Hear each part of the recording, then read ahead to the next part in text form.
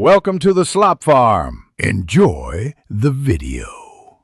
You start by verifying the battery chemistry and charger profile. This prevents overvoltage or unsafe charging. Once done, inspect and clean terminals so resistance stays low and readings are accurate. Make sure the charger is set to the battery's required voltage and limit current to about 20–30% of rated capacity for initial charging.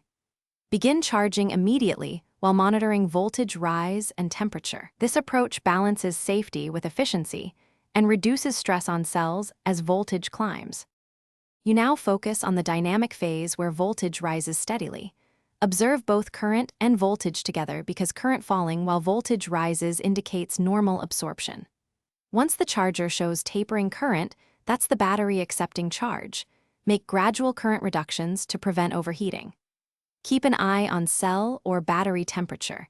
If it climbs toward 50 degrees C, reduce current or pause charging. Make sure to compare measured voltages to the expected absorption and float set points so you don't overcharge. You complete charging by switching to the float mode or reaching the charger's cutoff voltage. Confirm current has fallen near zero before considering the battery fully charged. Once disconnected, let the battery rest so surface charge dissipates and you can measure true voltage. If voltage doesn't hold or falls rapidly, troubleshoot. Recheck terminal connections, test individual cell voltages for imbalance, and verify charger output stability. If cells are out of balance, perform a balancing routine or service the battery to restore capacity. Thanks for watching. Consider subscribing if we helped you today.